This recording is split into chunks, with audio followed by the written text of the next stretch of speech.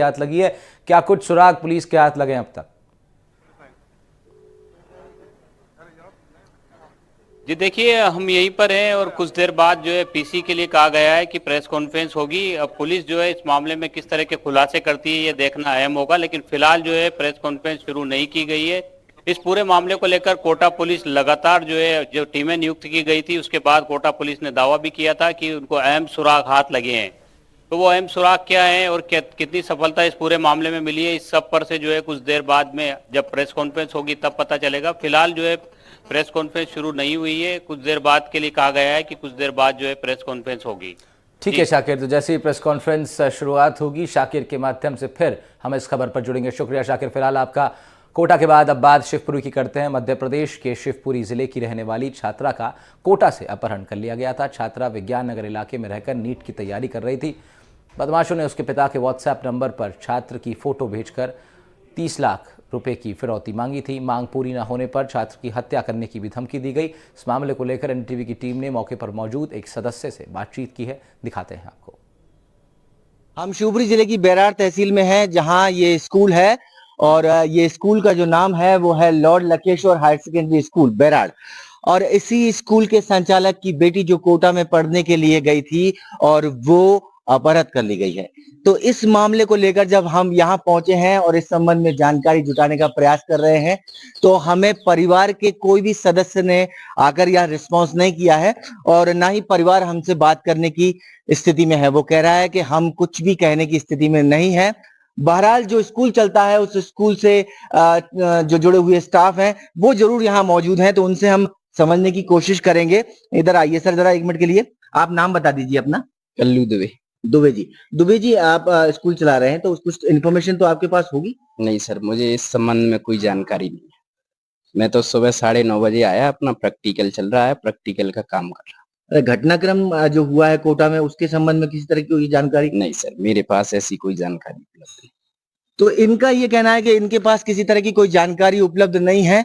हालांकि जिस तरह से बताया जा रहा है कि जो लड़की यहाँ रहती थी, ऊपर उनका मकान है, कहीं ना कहीं आप देख सकते हैं कि जो परिवार के 1-2 सदस्य वहां खड़े हुए झांकते हुए दिखाई देते हैं, तो वो हमसे बात करने की स्थिति में नहीं है और उनका साफ तौर पर कहना है कि वो अभी किसी भी तरह की बातचीत नहीं कर सकते हैं। उसके पीछे की वजह क्या है हम नहीं जानते हैं, लेकिन इतना जरूर बता दें कि इस मामले को लेकर कोटा पुलिस इन्वेस्टिगेशन कर रही है और उसका कहना है कि लगभग वो अपराधियों तक पहुंच गई है और पूरे मामले का जल्द ही खुलासा करेगी। लेकिन ये वही जगह है जहां की रहने वाली छात्रा कोटा में नीट की तैयारी करने के लिए कोटा पहुंची थी। अब वहां जब वो कोटा पहुंची रह रही थी तो जिस कोचिंग में उसने दाखिला लिया था उस कोचिंग ने भी इनकार किया है कि उसका दाखिला वहां नहीं है, और जहां वो रह रही थी विज्ञान नगर एरिया में, वहां भी ये तस्दीक की गई है कि वो वहां रह भी नहीं रही थी। ऐसे में ये बहुत संदेहास्पद मामला है और इस मामले को लेकर के कोटा पुलिस पूरी तरह से जांच पड़ताल कर रही है। हालांकि परिवार के किसी भी सदस्य का कुछ भी बात करने से फिलहाल इनकार है। और जहां तक शिवपुरी पुलिस की बात है तो शिवपुरी पुलिस कोटा पुलिस के कांटेक्ट में है। हालांकि शिवपुरी पुलिस का बहुत बड़ा कोई रोल नहीं है, लेकिन फिर भी जो कोऑर्डिनेशन होता है दोनों पुलिस के बीच में वो बराबर बना हुआ है। अब देखना यह है कि इस मामले को लेकर पुलिस क्या खुलासा करती है। शिवपुरी से अतुल गौड़, एनडीटीवी। कोटा में अगवा हुई मध्य प्रदेश की छात्रा के मामले में नया मोड़ आ गया। लड़की के पिता ने आरोप लगाया कि कोचिंग सेंटर वालों ने सारे रिकॉर्ड ही मिटा दिए हैं। लेकिन अभी की ताज़ा अपडेट के अनुसार पुलिस को इस केस से जुड़े कुछ अहम सुराग भी मिले हैं। कोटा पुलिस जल्द उन सबूतों के बारे में खुलासा करने वाली है। मध्य प्रदेश की छात्रा कोटा रहकर नीट की तैयारी कर रही थी। छात्रा से अपहरणकर्ताओं ने 30 लाख रुपए की फिरौती की मांग की है। फिरौती की रकम न मिलने पर जान से मारने तक की धमकी दी गई। अपहरणकर्ताओं ने अगवा की गई छात्रा की तस्वीरें भेजी हैं जिसमें लड़की के हाथ पांव बंधे हुए हैं। तस्वीर सामने आने के बाद पुलिस एक्शन में आ गई है। पुलिस के मुताबिक जिस कोचिंग संस्थान में परिजनों ने छात्रा के एडमिशन की बात कही थी उसमें एडमिशन नहीं पाया गया।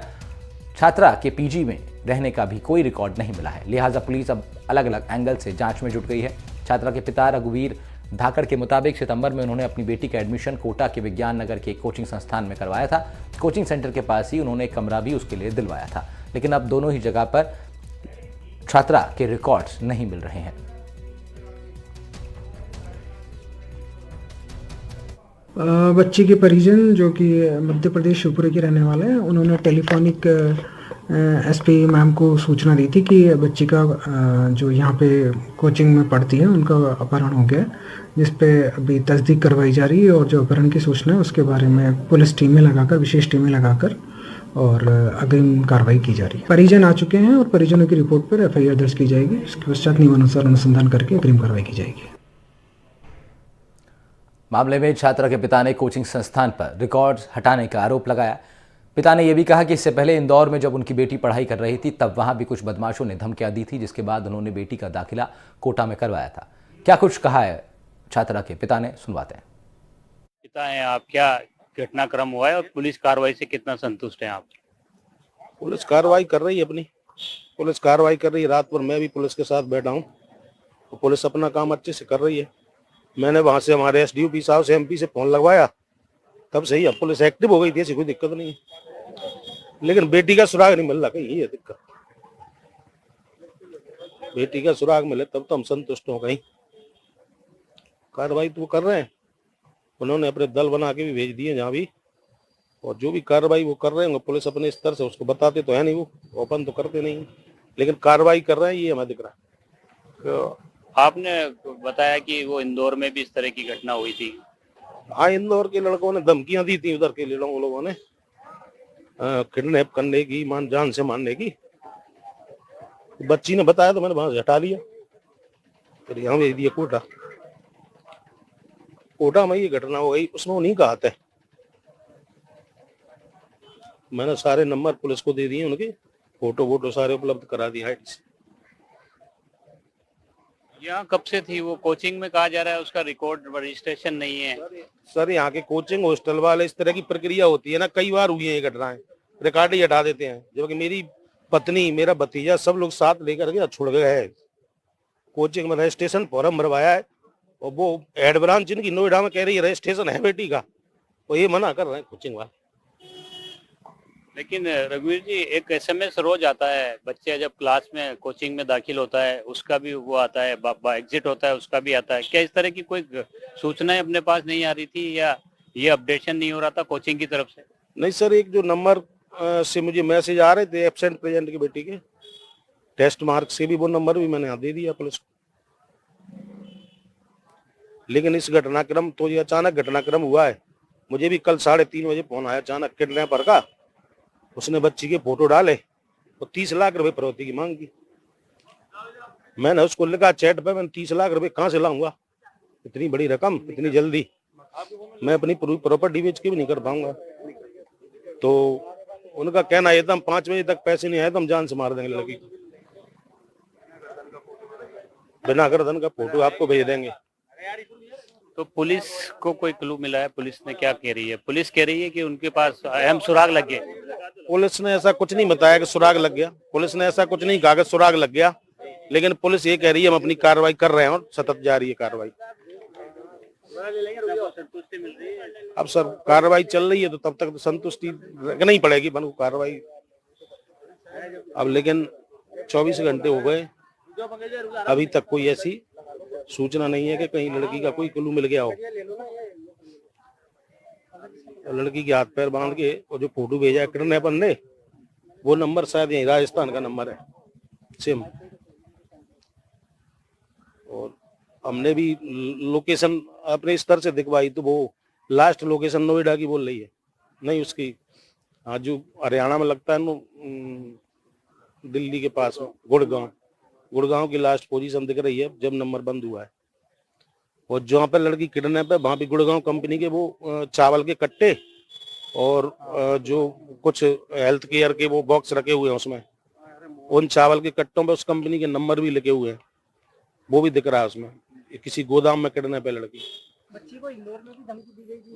तो पिता जो है वो साफ तौर पर कह रहे हैं कि जिस तरह का मामला हुआ है, इससे पहले इंदौर में भी जब बच्ची पढ़ती थी वहां पर भी जो है कुछ आपराधिक लोगों ने उसको धमकाया था, तो इंदौर से वो कोटा अपनी बच्ची को पढ़ाने के लिए लाए थे। लेकिन यहाँ पर जिस तरह की घटना हुई है उसके बाद कोचिंग संस्थानों पर भी ये सवाल खड़े कर रहे हैं कि कोचिंग संस्थानों में से रिकॉर्ड को हटा दिया गया और जहां वो रह रही थी वहां पर भी जो है उसका रिकॉर्ड नहीं दिखाया जा रहा। हालांकि कोटा पुलिस इस पूरे मामले में कह रही है कि उनको अहम सुराग हाथ लग चुके हैं। अब इंतजार इस बात का है कि बच्ची को सुरक्षित दस्तयाब किया जा सके, क्योंकि पिता और परिवार के साथ साथ समाज के लोग भी लगातार अब ये मांग कर रहे हैं कि जो अपहरण किया गया है, जो अपराधी हैं, उनको सलाखों के पीछे लाया जाए और जो बच्ची जिसका अपहरण हुआ है उसको सुरक्षित घर वालों को सौंपा जाए।